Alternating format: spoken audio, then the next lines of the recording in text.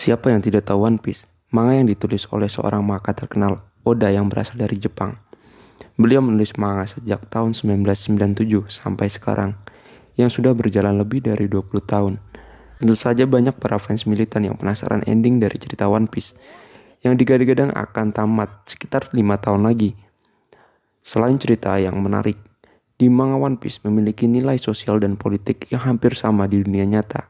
Seolah-olah Oda memberikan sebuah cerita nyata yang diimplikasikan ke dunia One Piece. Karena itulah One Piece menjadi salah satu manga terbaik dan memiliki pembaca yang selalu bertambah di setiap tahunnya.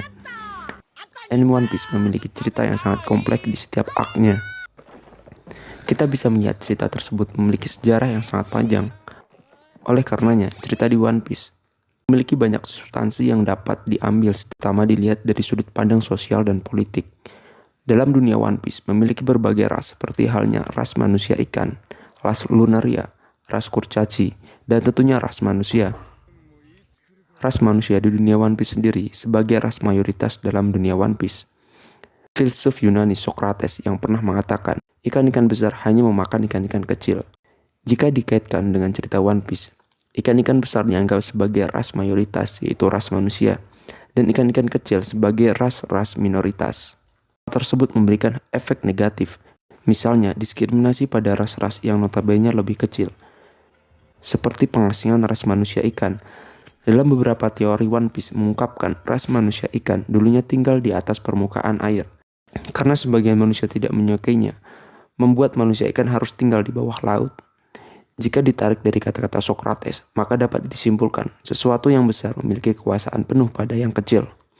Ras manusia yang memiliki kekuasaan tersebut membentuk organisasi besar yang disebut pemerintah dunia, yang mengatur segala urusan di dunia One Piece. Pemerintah dunia selalu memonopoli segala hal, termasuk memonopoli keadilan dan kebebasan. Pemerintah dunia menganggap sesuatu yang dianggap melenceng dari aturan kediktatorannya, maka dianggap sebagai penjahat yang wajib dihukum, bahkan dibunuh. Tak membatasi siapa dan berapa orang yang melanggar aturannya. Dengan kediktatorannya, mereka tidak akan segan-segan membunuh bahkan membantai seluruh penduduk yang menantang aturannya. Misalnya saja tragedi genosida di Ohara, di mana pemerintah beserta angkatan laut sebagai kekuatan militer pemerintah dunia meluluh lantahkan Pulau Ohara. Pulau Ohara sendiri merupakan pulau intelektual. Pulau tersebut memiliki pengetahuan lebih tentang dunia. Dalam sejarahnya, pemerintah dunia menutupi kejadian masa lalu.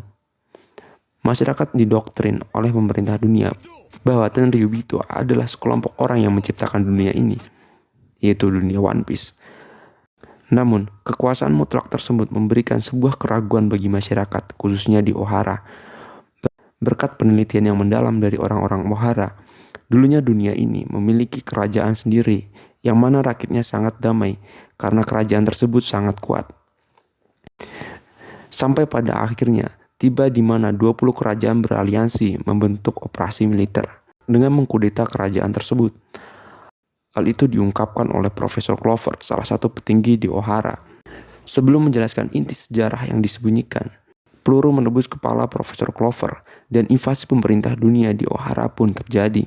Kisah tersebut nampaknya terjadi di dunia nyata, ketika seorang berkuasa akan berusaha memonopoli segala hal, seperti yang terjadi di Yunani pada abad ke-17 Masehi. Dulu seorang raja yang mengikuti doktrin gereja mengatakan bahwa bumi ini datar. Namun karena sebagian intelektual Yunani pada saat itu tidak setuju karena menganggap bumi itu bulat, sehingga pada saat itu terjadi chaos. Raja pada saat itu menyatakan bahwa siapapun yang menolak ajaran gereja maka harus mati. Namun pada saat itu banyak intelektual menyuarakan reformasi sehingga akhirnya perubahan zaman menuju Renaissance atau pencerahan.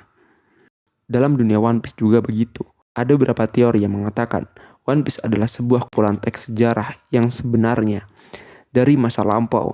Oleh karena itu, ketika kematian Goldie Roger yang mengatakan saat eksekusinya bahwa One Piece itu benar-benar ada, yang membuat ribuan bajak laut mencarinya di lautan One Piece.